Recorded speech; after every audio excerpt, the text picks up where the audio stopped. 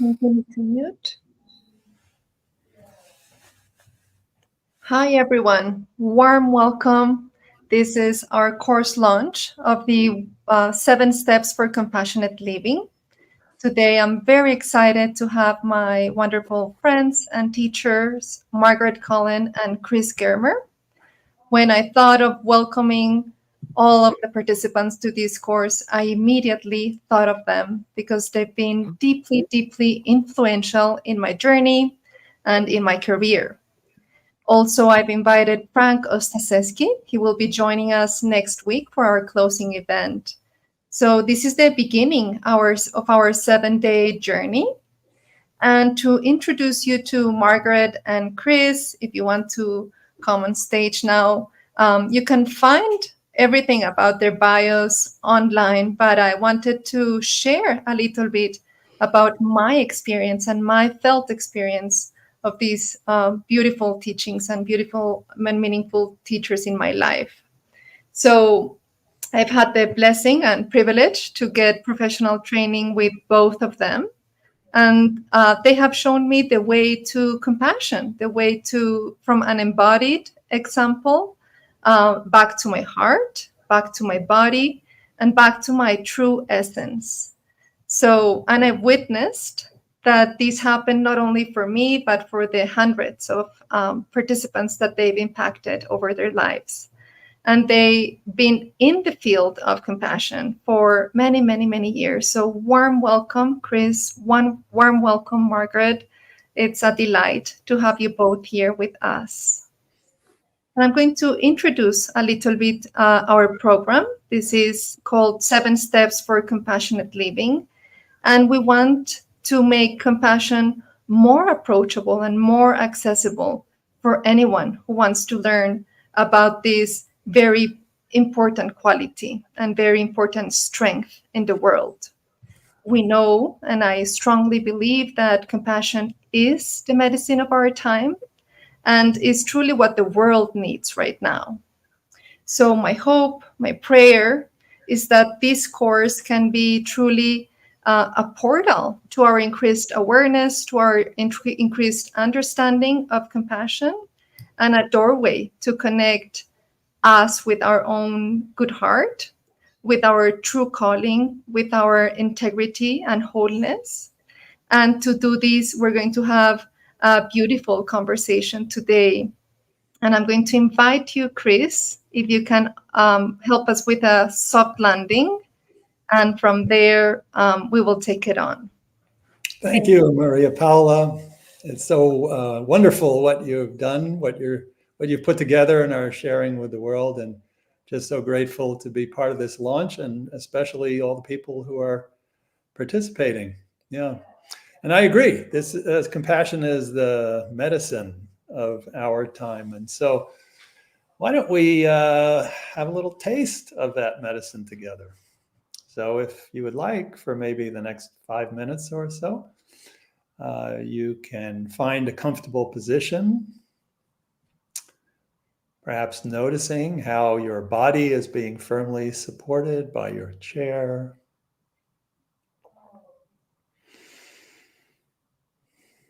Noticing that in this moment that you are physically safe.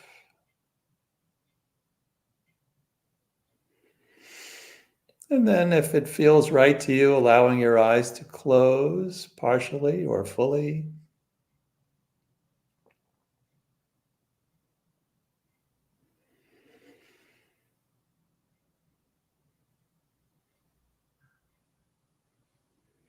And just taking a moment to savor that you are here now in this moment.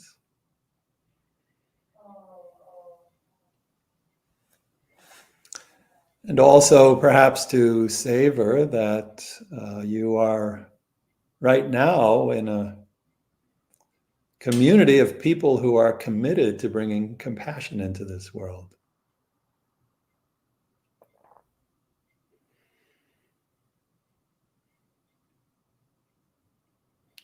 Dropping our awareness inside the body and noticing all the signs and sensations that we are alive,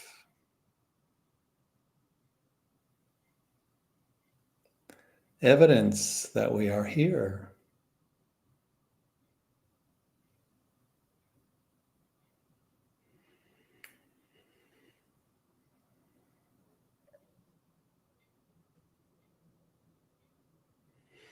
And amidst all those sensations, seeing if you can notice the gentle rhythm of your breathing.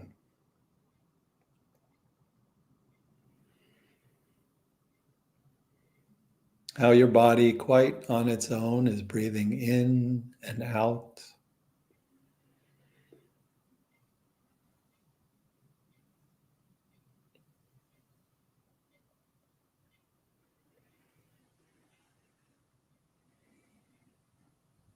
Maybe even allowing yourself to be gently rocked by this gentle rhythm.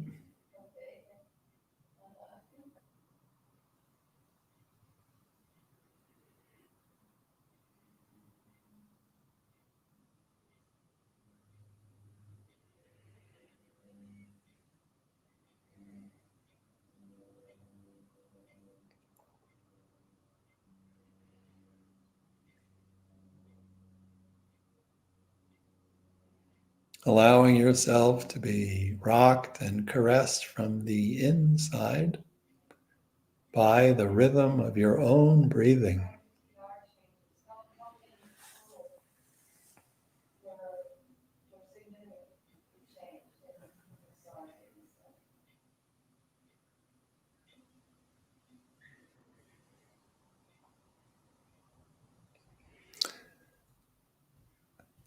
And lastly, bringing your attention to the heart region of your body, if that feels comfortable to you.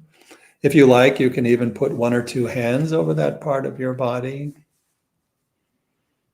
The heart region, which holds our deepest hopes, dreams, wishes, and aspirations.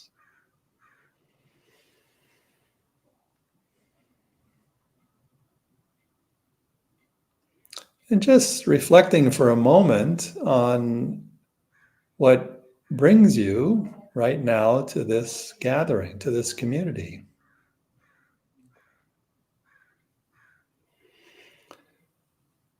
Which is inevitably the wish to bring a little more compassion into the world.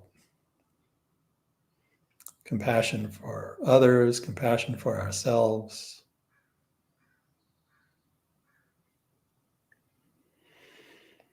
Perhaps giving yourself permission to appreciate or to savor that intention.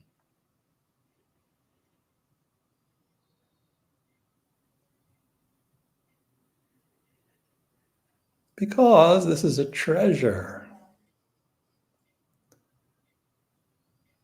This is a treasure because compassion will bring joy into your life, joy into the lives of others whom you meet.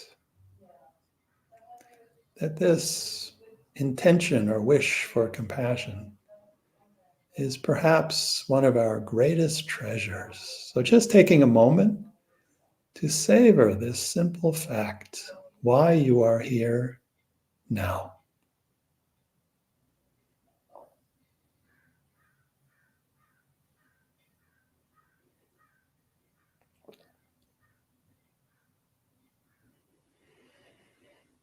And then gradually releasing this little practice. Before you open your eyes, if your eyes were closed, just allowing yourself to feel or notice what it's like inside your body right now.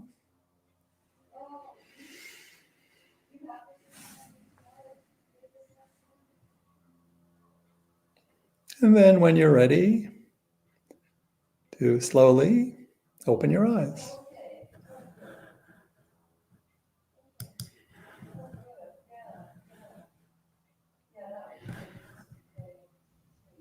Beautiful, Chris. Thank you so much for this beautiful practice. I can feel it in my body. I can feel the benefits of the practice. I really appreciate it. So before we begin talking a little bit more about the field that you've co-created it, I want to introduce the topic and the course. So we're going to put up a slide with the seven different topics that we will be introducing in the program each day. So that will come up in a moment. And as that happens, I'm just going to share with you the journey that we will be having together for the next week. So, first, we will introduce what is compassion? Why is it important? What are the benefits?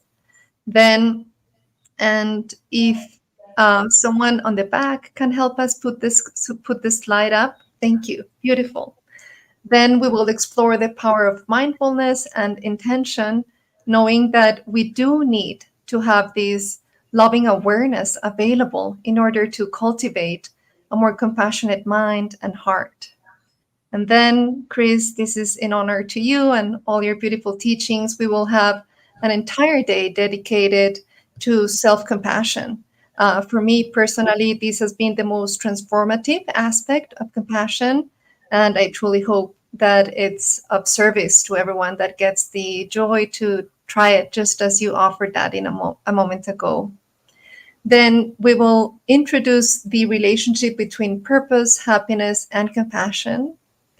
Then we will introduce how is it that we have this aspect of interconnectedness and shared common humanity, and why is it so fundamental when we are expanding our compassion.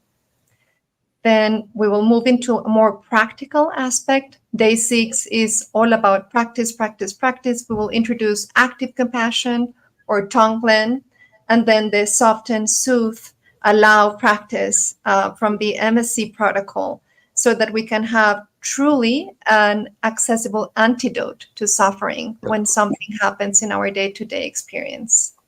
And finally, we will have an integration day. We call it Compassion for Every Day. And we will have the joy of having Frank with us that day on September 18th. So thank you so much. We can go back to being on the screen.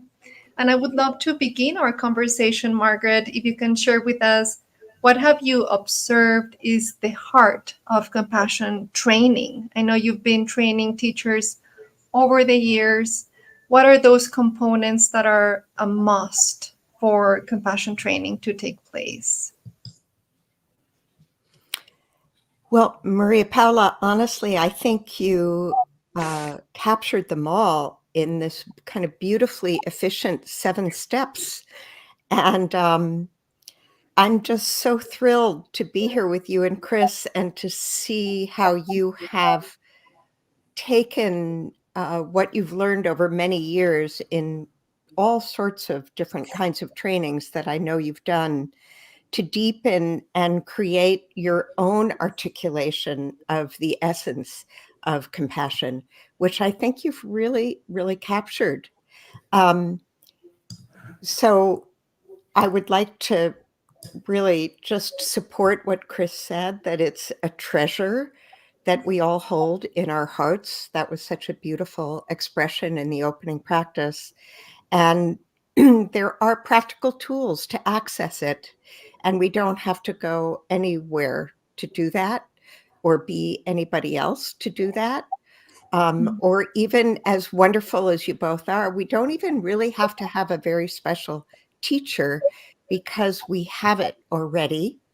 And it's a superpower in that it's connected to our basic goodness, and it's really what helps us survive as social beings.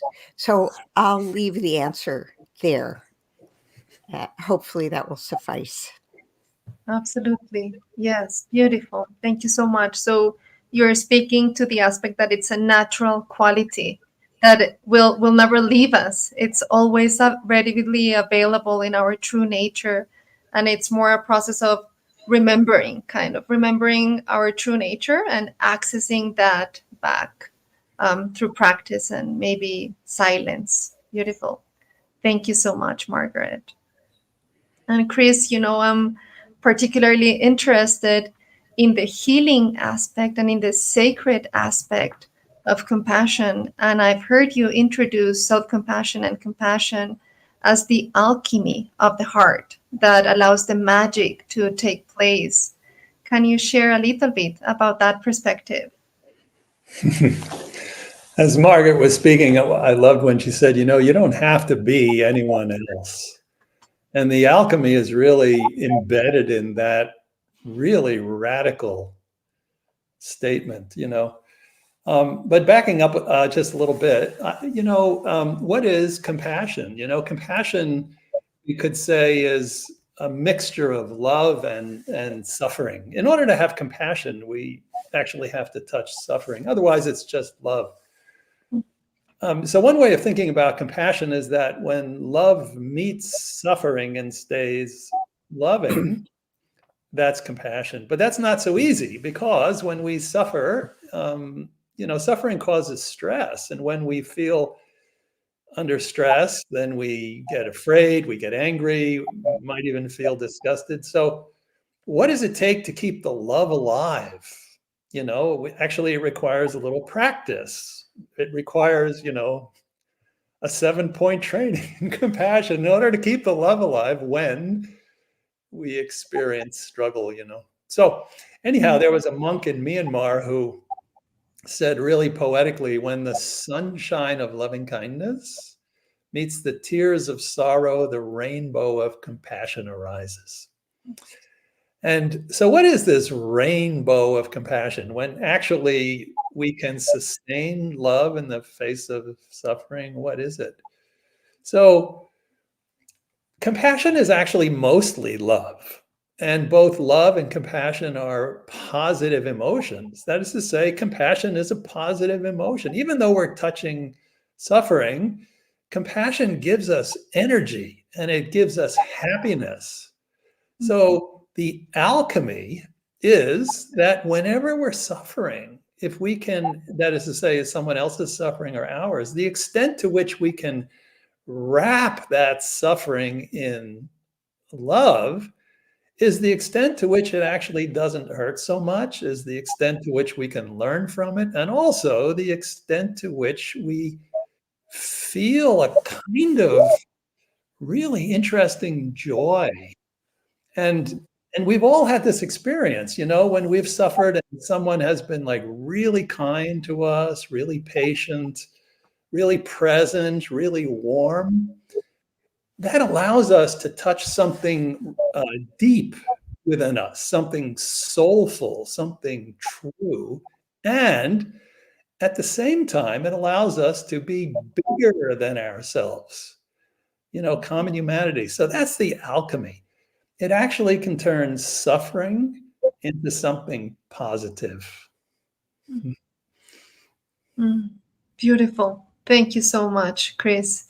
I would say that is one of my favorite teachings in your multiple classes and trainings, because it makes so much sense for me.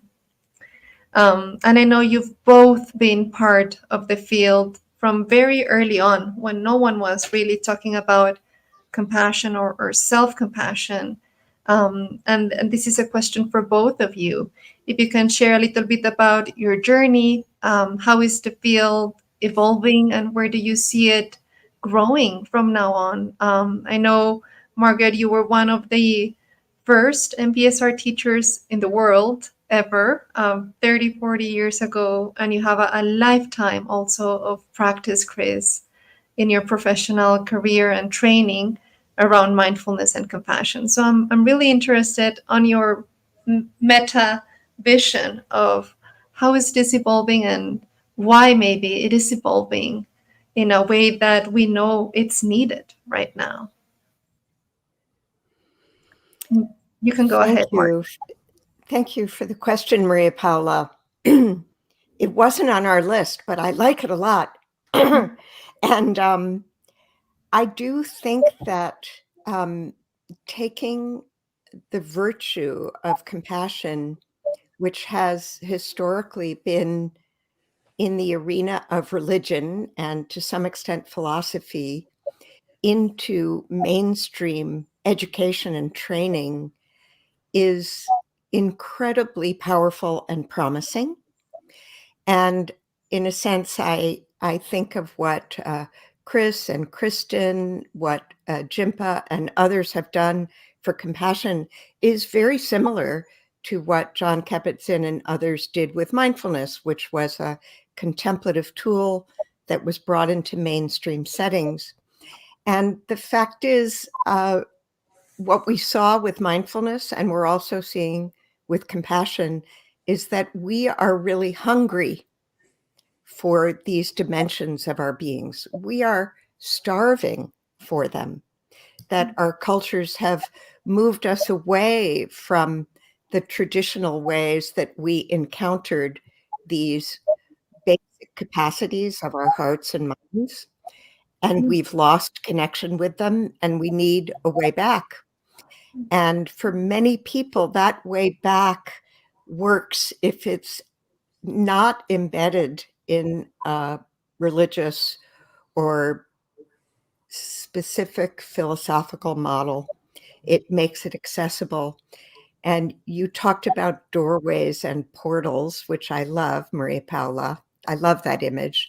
So this is a secular doorway back to qualities, again, that are fundamental to us, but we've lost connection with. And I think most of us understand that we need it for ourselves. And perhaps even more importantly, the world needs it. So the motivation varies for each of us, but many people are at least as motivated to cultivate this quality for the world as they are for themselves, because we see a world that is polarized. And I've been listening to Jamil Zaki talk about his new book, Hope for Cynics, which I think sounds wonderful and I recommend. But he talks about how polarization is exacerbated by view and by misapprehending others. And it's compassion training that helps us connect with the goodness in ourselves and others to reduce the polarization that people don't want. People don't want it. It's scary. It's destabilizing. It's uncomfortable. Whatever side of any political spectrum we might find ourselves, the data shows that nobody wants this. It's not where we want to be. We want to be in dialogue. We want to feel connected. We don't want to feel insecure and threatened. So that I see compassion and, Chris mentioned, and you mentioned shared common humanity. That recognition is vital for our times. And the mainstream, I think the mainstream delivery of compassion in many ways is a response. I think that Chris and Kristen, I'm going to speak for you, and Jimpa and those of us at CCARE and at Emory, we weren't inventing something. We were responding to something. Thank you. Thank you, Margaret. I appreciate that aspect of kind of the divinity calling itself through this longing, through this kind of idea that we are these and we need these. And this is our path to remembering. Thank you. Chris? Yeah, I really like that idea of an ability calling itself, and I so agree, Margaret, that that we really need to be able to have a conversation about compassion in a way that is not sectarian, that is secular, or as John Kabat-Zinn likes to say, kind of mainstream, that we can all have that conversation. I was once taking an Uber from the city of Sydney to the airport in Australia, and I had a conversation with the driver, and he said, the human heart contracts and expands, but it prefers expansion. So that's what I was thinking about when you spoke. Yeah, there's just like the human heart really doesn't want all this divisiveness. In fact, we don't even want to be too locked into in individuality, individual selves. We like a more expanded sense of self, and nowadays the difficulties in our world are in some respects bigger than our human capacity at our current capacity to deal with them. We need to grow in order to solve these problems. And then the question is raised, how do we grow? What can any of us do? We need to make systemic changes, but we also need to make individual changes. What can we do? So every one of us can grow in compassion, which then allows us to actually see the suffering of others and respond to it. And in my work with self-compassion, I find self-compassion is one of the easiest ways to grow in compassion for others. That's to say, when we feel the pain of the world in our own hearts, which is inevitable because we're part of the world, rather than just kind of being overwhelmed and dispirited, we can turn toward our own suffering with real, genuine recognition and kindness. Basically, we can love ourselves up because it's so tough sometimes, especially the enormity of the problem. And then something new happens. We begin to feel warmth and love and energy and optimism, and we actually want to do something. So yeah, these times, I like what you said, Maria Paula, this resource is calling itself. Beautiful. Thank you so much. Yes, I like that vision of this is just the beginning. No, we it sounds like a long journey, but I do feel this is just the beginning because it's now more needed than ever. And I'm so glad that this course may contribute to that ending somehow. And now I'm really curious about your daily personal practice. I know you've been teachers for decades, but how is it that you nurture your own personal journey and your heart around these qualities, specifically around compassion?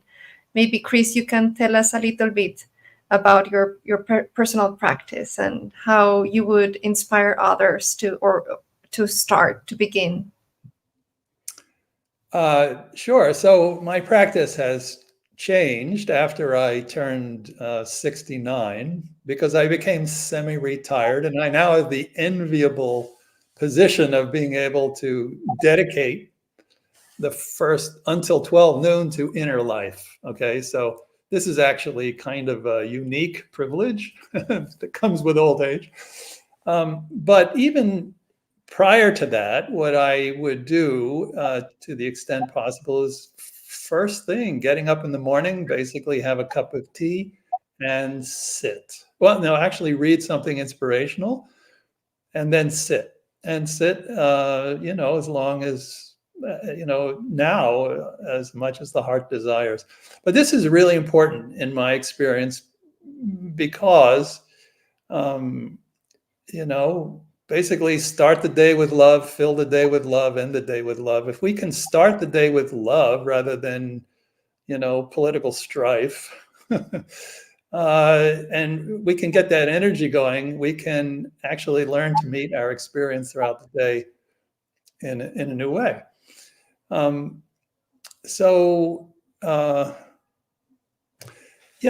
in terms of maybe what kind of compassion practice I find most delightful in the morning is that in meditation, once the mind becomes more still, more quiet, more spacious, then I just allow any allow is not the right word. I become aware of living beings that appear in my field of awareness. And we just spend time together in kind of this natural loving embrace, So even political figures can show up, And here we are, being loved together. And so somebody comes into the field of awareness, somebody comes away. Sometimes I come in, come away. We are all being held in this ocean of compassion.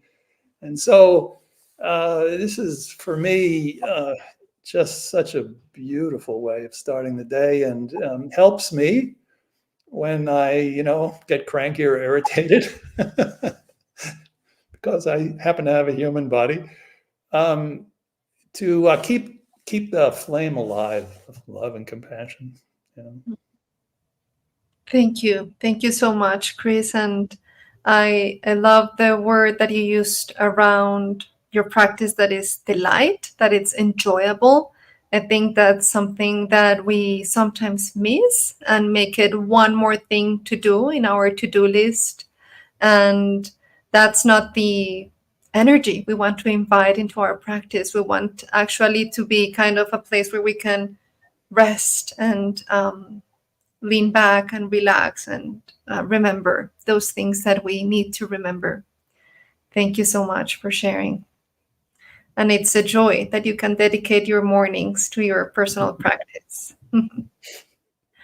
And I've heard you, Margaret, speak about the meanings behind the words, like this more poetical aspect. When we practice compassion, we usually offer some aspirations, some sentences, some kind of prayers. And I really, really remember this teaching, and I hold this teaching in my heart, where you talk about kind of the magic or the meaning or the depth of these words, because we are trying to name the unnameable. Can you speak a little bit more about that? Thank you, Maria Paula. Yeah, I'm still thinking. I'm sorry, I'm 72 and I'm not dedicating my morning yet, my whole morning to. I'm still there with Chris thinking that would be nice. I'd like to do that. So yes, in the course of the meditations that you will have, I'm sure, in Maria Paula's 7-step training, and many of you have encountered these already, we typically use phrases: may you be happy, may I be happy, may I be free from suffering, may you be free from suffering. And in the context of a meditation practice, they need to be short and pretty general and to the point. It's awkward to have lengthy phrases to repeat when you're sitting in meditation and you're directing these phrases to groups of people. So by necessity, they are placeholders. They're shorthand versions of something that might both take more words to describe what you're actually feeling and may even be hard to put into words at all. And I encourage people not, on the one hand, not to waste any energy fighting with the words because they don't perfectly capture the feeling, but rather to use the phrases to point to whatever it is inside of you that you want to call up and access. And we each have a different feeling for what that is. And it may be visceral. Maybe you have words for it. Sometimes we'll do an exercise where we'll write out a whole bunch of phrases that actually articulate what it is that we mean, that I mean, Margaret, when I say, may you be happy. And we each may mean something a little different, but to let that simply signal the depth of those feelings. And eventually it becomes kind of a shortcut in a way to those feelings in the heart. Yeah, I hope that answers your question, Maria Paula. Yes, yes, beautiful. This is a similar question to you, Chris. I know that part of the MSC protocol and the shame protocol that you recently developed, there's also a moment where you invite us to find our own phrases, something similar to what Margaret is describing. And you talk about it in terms that allowing the words to do their job, they know exactly where to go, they know how to act as a balm or as a warm bath, and kind of bring that healing energy. And I'm particularly interested on how these approaches can be liberating or protective mindsets that we can approach and access very simply just through accessing our true hearts and connecting with our needs. Can you talk a little bit more about that? Yeah, so it's interesting as Margaret was speaking, the words that we find, it's a similar kind of iterative process. We basically want to find language that is simple, clear, kind, and that allows the heart to rest. Okay. So once we have words like that, or it's just a single word like a mantra, like love, if it means something in particular, as Margaret was saying, that word has power. In other words, what gives it power is it's the right word for me.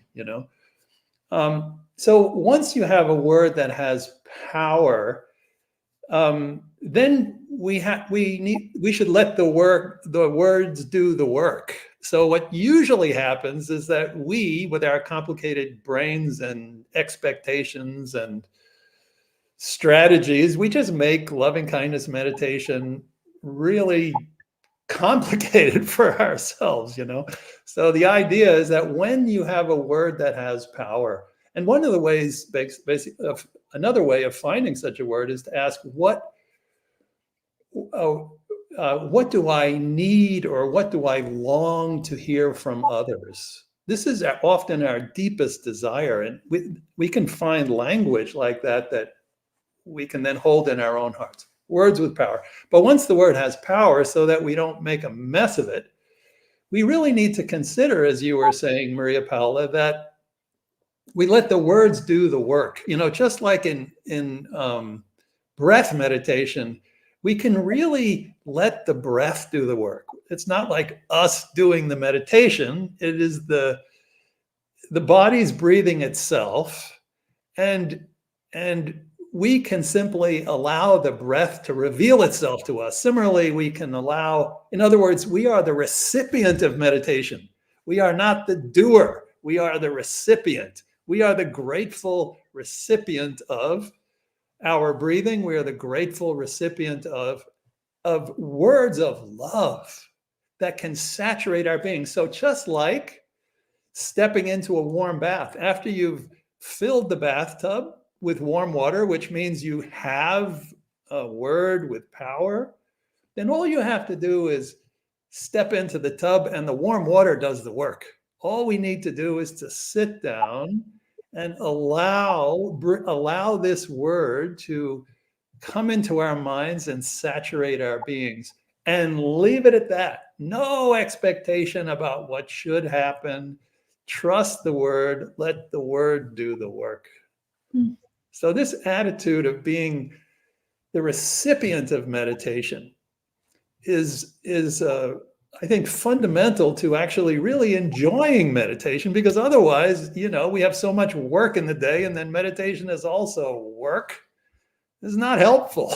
It's not even the essence of meditation. The essence of meditation is to free the heart, not to be so wrapped up in being a doer.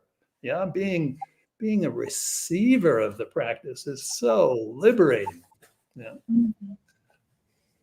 Thank you. Thank you so much. And there's another teaching that stays with me, that sometimes the phrases does not feel so authentic, like we can't access them so fully, but then we allow them to sit in our heart, so that when the heart opens, that's what we will receive, just by nature, through practice. It's an inclination of the mind.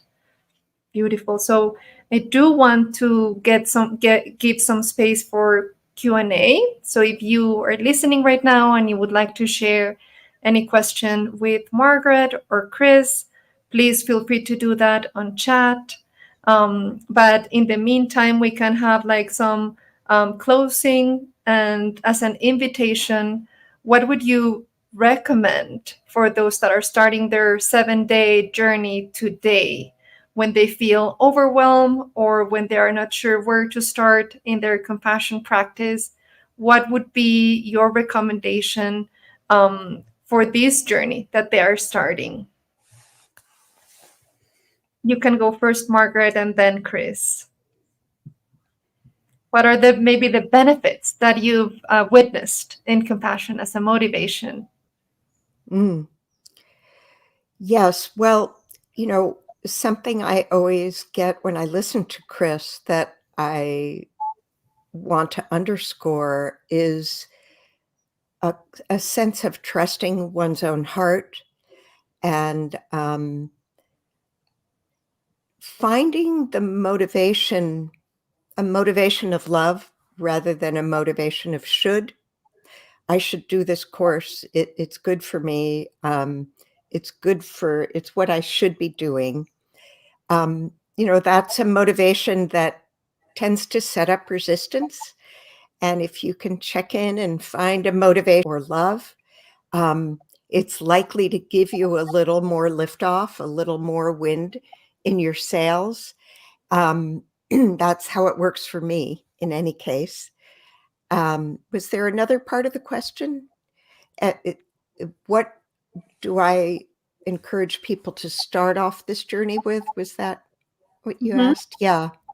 Yeah. So whatever you take away from our session today, or perhaps you connect with the warmth and kindness of Maria Paula, which is a little hard to not respond to, in my opinion, that can be a motivation of, I would like to connect with more of this warmth and kindness, just because it really feels good. It really feels good. And so any of those motivations, I think, are going to be more durable and sustainable than shooting yourself into this kind of program. Thank you. Thank you so much, dear. Chris, what would be your recommendation for those that are beginning their journey today? Yeah, I'm just savoring what Margaret was just saying. Yeah.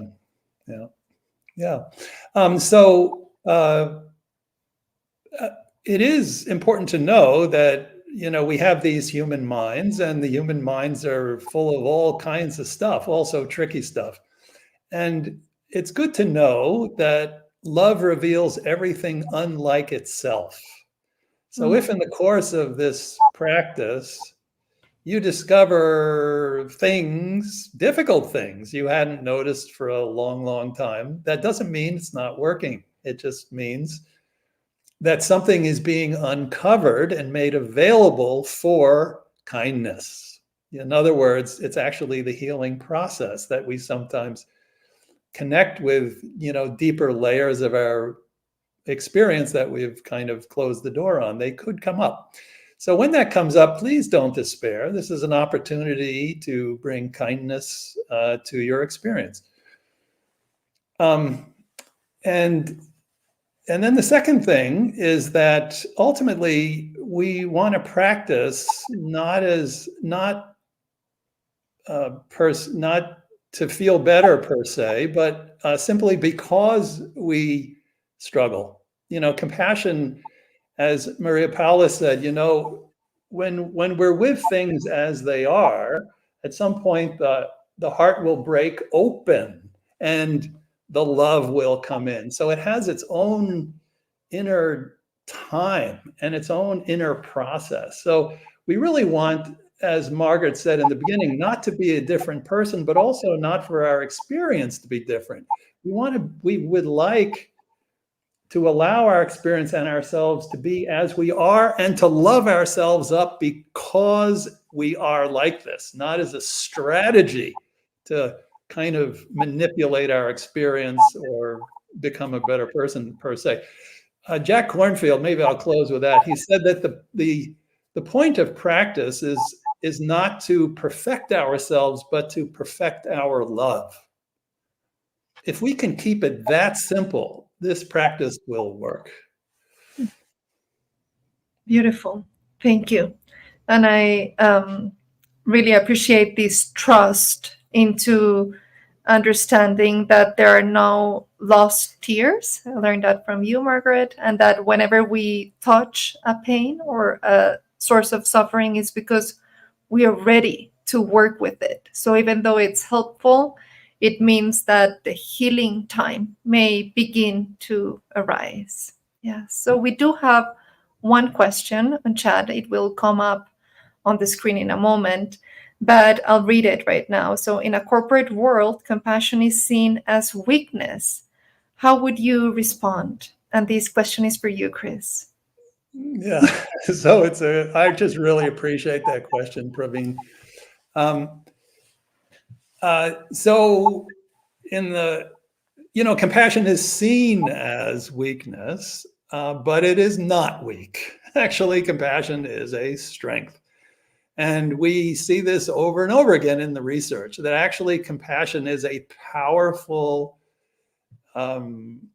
source of emotional resilience. In self-compassion, there are now 7,000 articles in the academic literature on self-compassion. And if we were to summarize those articles in one word, it would be emotional resilience. Actually, self-compassion is a power, and compassion for others as well, a powerful force of emotional resilience. And this has been embedded in human nature since the dawn of humanity. We have always been coping with difficulty with the power of compassion.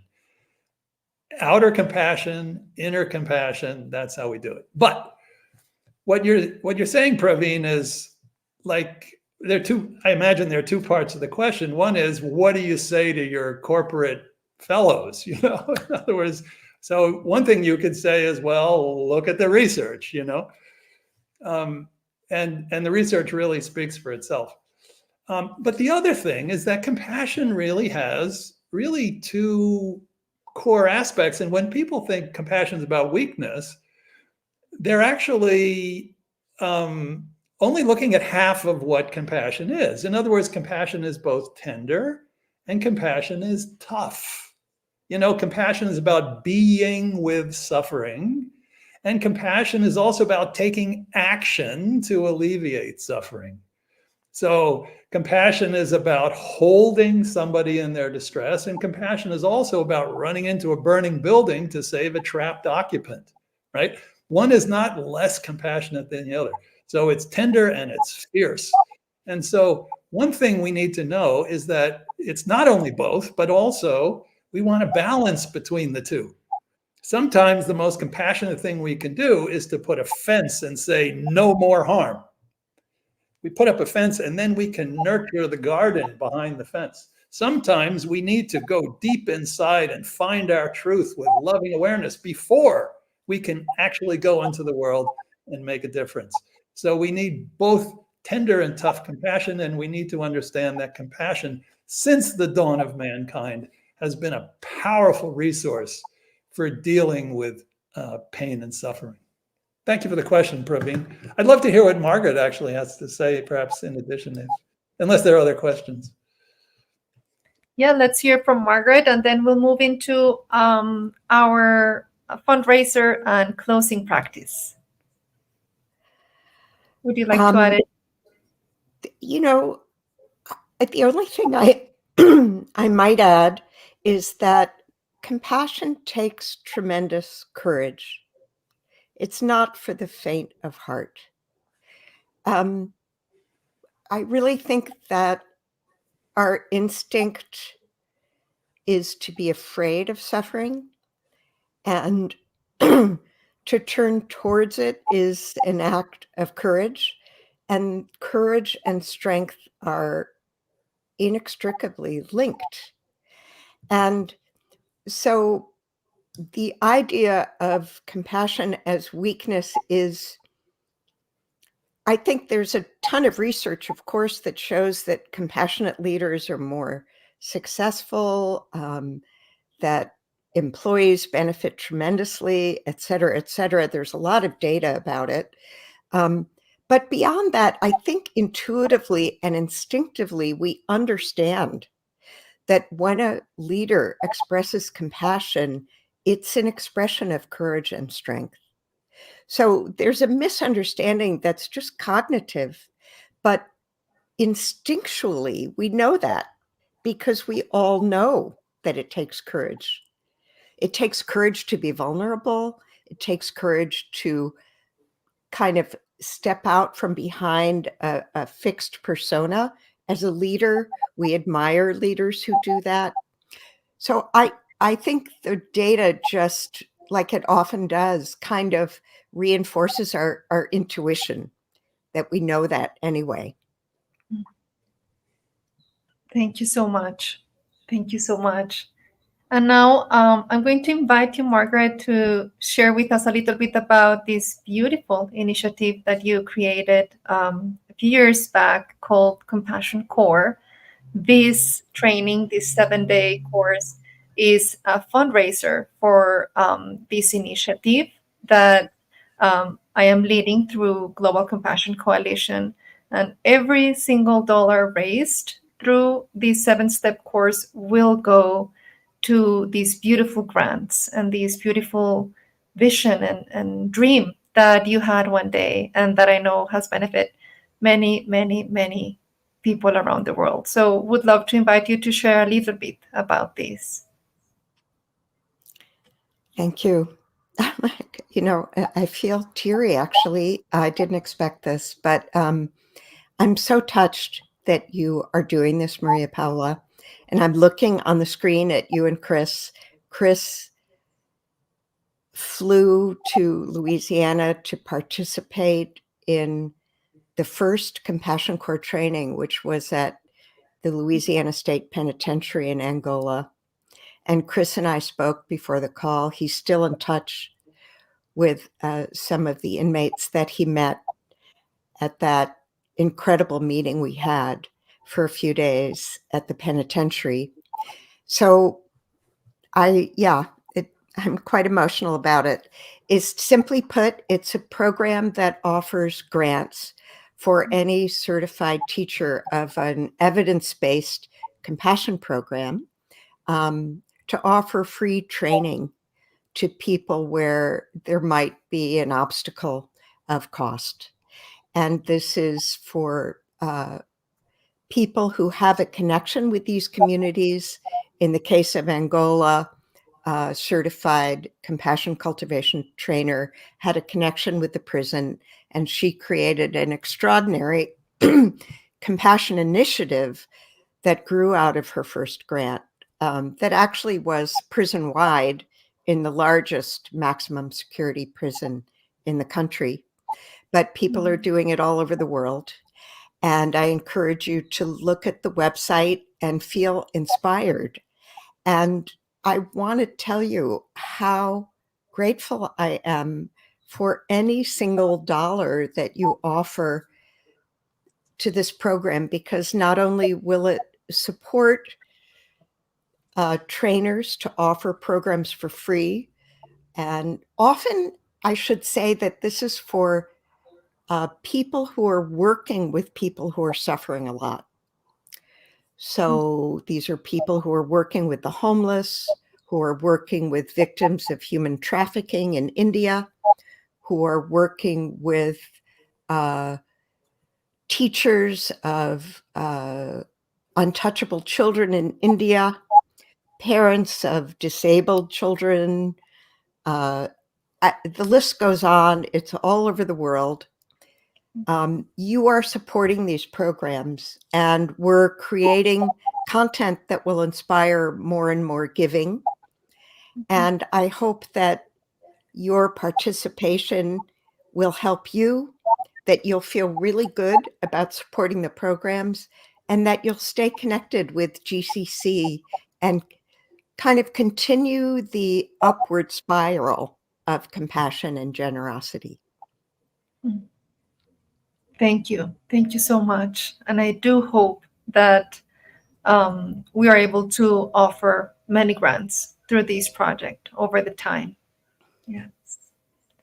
So here's the link if you want to learn more about Compassion Core, and you will also receive a link where you can easily donate.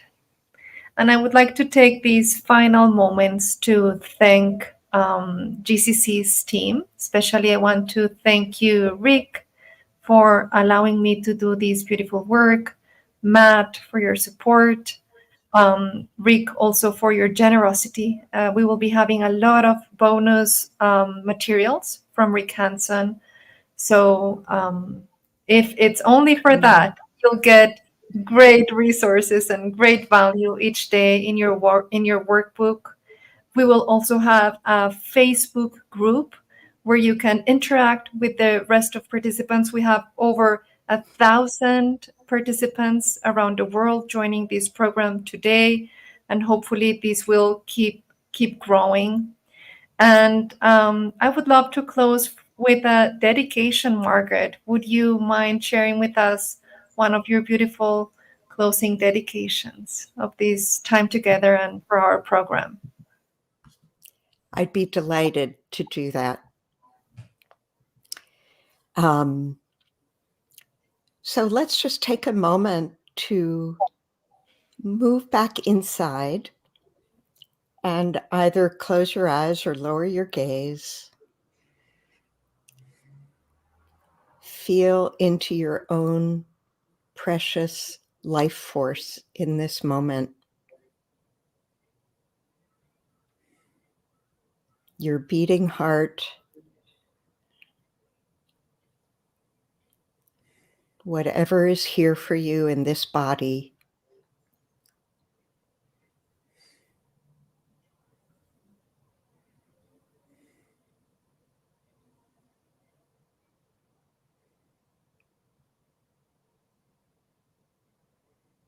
May each and every one of us bring compassion and wisdom to the events of this world.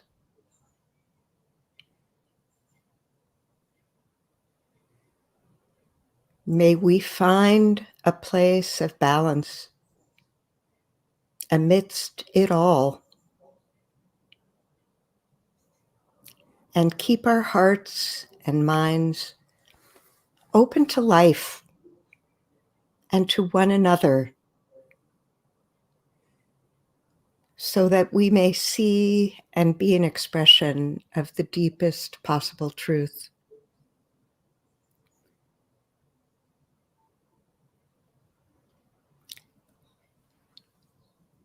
May the intentions that brought us here, and perhaps that were awakened in this call and throughout the program with Maria Paula, radiate out from this webinar in all directions to all beings everywhere, without exception.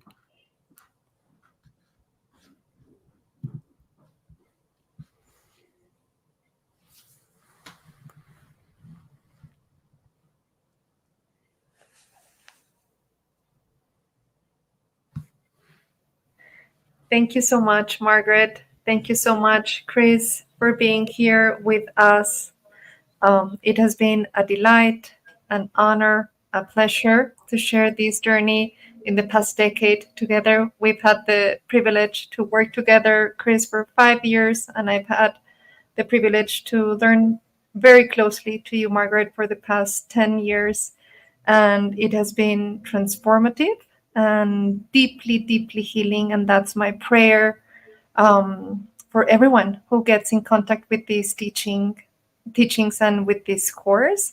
May it be of benefit for the world, and shine the light of compassion to where it's more needed. So thank you, and thank you again to the team that made this possible.